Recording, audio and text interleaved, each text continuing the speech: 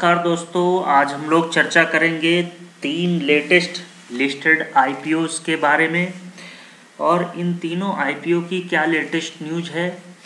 ख़ास तौर पे IRFC, Indigo Paints, Home First Finance की शेयर एनालिसिस। तो दोस्तों इन तीनों की ही हम लोग डेप्थ में एनालिसिस करेंगे और साथ ही दोस्तों फ्यूचर टारगेट प्राइस क्या होंगे ये पता करेंगे और बाई सेल या होल्ड करना चाहिए इसके बारे में भी बताएंगे। तो दोस्तों बेस्ट लेटेस्ट आईपीओ कौन सा होगा जिसको हम लोग होल्ड कर सकते हैं 2021 के लिए, तो जो कि अच्छा रिटर्न दे सकता है, तो उसके बारे में भी हम लोग चर्चा करेंगे। तो चलिए दोस्तों चर्चा शुरू करें। इससे पहले आपको याद दिलाना चाहते हैं कि हमें लाइक एंड सब्सक्राइब ज़रूर करिए और अगर आप इंट्राडे ट्रेडिंग करते हैं तो हमारे टेलीग्राम चैनल से ज़रूर जुड़िए जिसका लिंक डिस्क्रिप्शन बॉक्स में दिया गया है, द ट्रेडिंग बुल्स नाम से। साथ ही दोस्तों अगर आप डीमैट अकाउंट ओपन करना चाहते हैं तो आप स्टॉक के लिंक पर भी क्लिक कर सकते हैं। तो चलिए दोस्तों चर्चा शुरू करते हैं वन बाय वन। तो सबसे पहले दोस्तों लेटेस्ट न्यूज़ क्या है इन शेयरों के बारे में।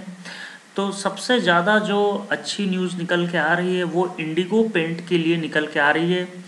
और इंडिगो पेंट का क्या है कि इन्होंने Abu Dhabi investment authority bought 641 lakh share of Indigo Paint at ₹2730 2730 through bulk deal on NSC at ₹2774। तो कोई भी एक बड़ी इन्वेस्टमेंट एजेंसी, खास करके जब फॉरेन इन्वेस्टमेंट एजेंसीज बाई करते हैं किसी भी शेयर को, तो उनका नज़रिया थोड़ा लंबा होता है। और जब भी लंबे नज़रिए के देखते, आपने रूट मोबाइल का देखा होगा, तो रूट मोबाइल के शेयर में भी फॉरेन की इन्वेस्टमेंट एजेंसीज ने इन्वेस्ट किया और आपने देखा कि वहाँ से वो शेयर कितना अच्छा परफॉर्म कर रहा। हालांकि आईपीओ के बाद रूट मोबाइल में भी थोड़ा करेक्शन देखने को मिला था, लिस्टिंग प्राइस से डाउन हुआ था। तो इसका मतलब ये है, और वहाँ से वो अब शेयर देखें तो 1.5 गुना लगभग हो चुका है और ये विद इन 3 to 4 मंथ। तो अब अबू धाबी इन्वेस्टमेंट एजेंसी ने जिस तरह से प्राइस पे बाई किया 2774 पे, और साथ ही Ashoka India Opportunities Fund managed by White Oak Capital, तो वाइट ऑक कैपिटल ने भी 5,38,000 शेयर्स बाई किए हैं 2719 के प्राइस पे। तो जिस तरह से नमूरा ने भी बॉट किया है 5 लाख के लगभग शेयर, तो नमूरा ने बाई किया, वाइट ऑक कैपिटल ने बाई किया, अबू धाबी इन्वेस्टमेंट एजेंसीज ने बाई किया, और लगभग सबके प्राइस 2700। तो मे बी नियर टर्म में थोड़ा सा करेक्शन देखने को मिल सकता है, लेकिन अगर लॉन्ग टर्म का आपका नज़रिया है तो डेफिनेटली ये शेयर 3300-3400 का लेवल भी देखने को मिल सकता है अगेन। दूसरा दोस्तों ये है कि आईआरएफएससी का जो न्यूज़ है कि आफ्टर लिस्टिंग, हालांकि डाउन लिस्टिंग हुई और उसके बाद से लगातार उसमें अप ट्रेंड बना हुआ है। तो क्यों? तो उसका वजह है कि बजट में 1 लाख करोड़ का लगभग रेलवे बजट है और उसमें मेजर बेनिफिशरी जो होंगे वो आईआरएफएससी और आरबीएनएल होंगे।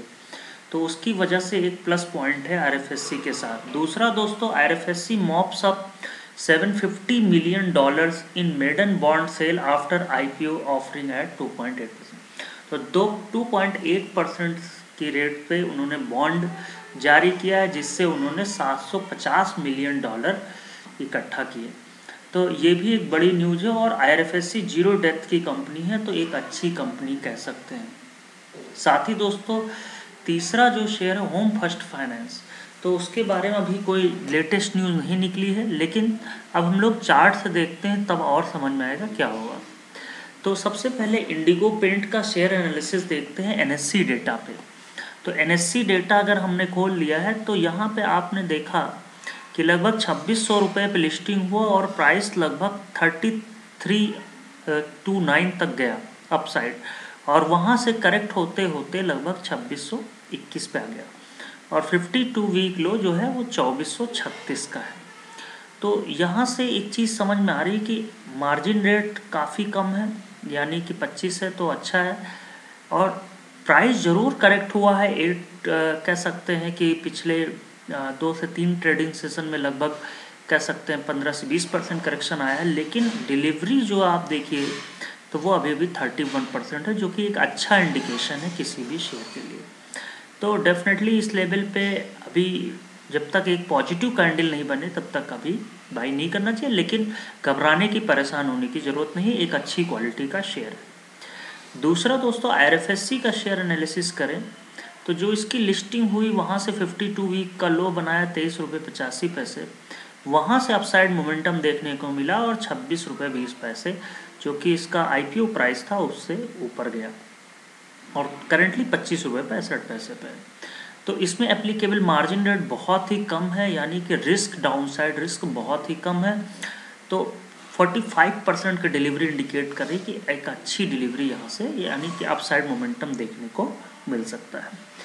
तीसरा दोस्तों, होम फर्स्ट फाइनेंस जिस तरह से फर्स्ट डे 52 वीक हाई लगाया 640 का और वहीं से करेक्ट हुआ, लगभग 20% का गेन दिया और वहाँ से करेक्ट होके उसी दिन लगभग IPO प्राइस पे आया और फिर से अपसाइड मोमेंटम दिखाया और लगभग 8 से 9% का गेन। लेकिन करंटली जो देखें तो 551 के प्राइस पे, तो जिस हिसाब से करेक्शंस देखने को मिल रहे हैं वहाँ पे समझ में आ रहा है कि अभी इसमें और अपसाइड मोमेंटम देखने को मिल सकते हैं।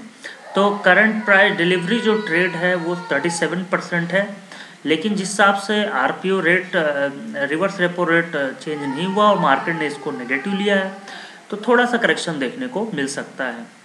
कंपैरिजन देखें तीनों शेयरों में तो IRFSC, इंडिगो और इसमें तो इंडिगो ने काफ़ी ख़राब परफॉर्मेंस दिखाया है। अगर लिस्टिंग प्राइस के अपसाइड देखें तो वहाँ से लगातार डाउन ट्रेंड में, और साथ ही होम फर्स्ट फाइनेंस का भी ठीक ठाक, लेकिन IRFSC का थोड़ा सा ठीक प्रदर्शन कर रहा है। अगर हम टारगेट प्राइस एनालिसिस करें तो अगर हमारा नज़रिया 1 साल का है तो हम लोग इंडिगो पेंट में 3500 तक के टारगेट एक्सपेक्ट कर रहे हैं। स्टॉप लॉस 2200 का है, बाई रेटिंग देंगे। दूसरा, IRFSC का जो है देखें तो 35 रुपये तक के टारगेट है, स्टॉप लॉस 18 का होगा, बाई रेटिंग है। लेकिन होम फर्स्ट फाइनेंस में 650 के टारगेट हैं, 400 का स्टॉप लॉस है, होल्ड रेटिंग होगी, क्योंकि अभी शेयर मार्केट करेक्ट कर सकता है, खास करके बैंकिंग स्टॉक्स में करेक्शंस हो सकता है। अभी ज़्यादा डेटा नहीं है तो इसलिए हम लोग चार्ट पे उस तरह से एनालिसिस नहीं कर पा रहे हैं या चार्ट प्रेजेंट नहीं कर पा रहे हैं। लेकिन जिस हिसाब से प्राइस मूवमेंट और जिस हिसाब से बड़ी डील्स हुई हैं, इंडिगो पेंट, IRFSC, अगर इंडिगो पेंट आपको 2400 के भाव में मिल जाए तो डेफिनेटली इसको बाई करें, और IRFSC को भी करंट लेवल पे बाई किया जा सकता है। हमें फॉलो करिए टेलीग्राम पे, ट्विटर पे, फेसबुक पर, या ट्रेडिंग बुल्स नाम से जाने जाते हैं। डिस्क्लेमर ये है कि शेयर मार्केट रिस्क के अधीन है, तो कृपया स्टॉप लॉस जरूर मेंटेन रखें। And we are not the SEBI registered financial advisor, so all information in this video are only for the educational and informational purpose, so kindly maintain stop losses और investment करने से पहले अपने financial adviser की ज़रूर से ज़रूर सलाह लें। थैंक यू दोस्तों।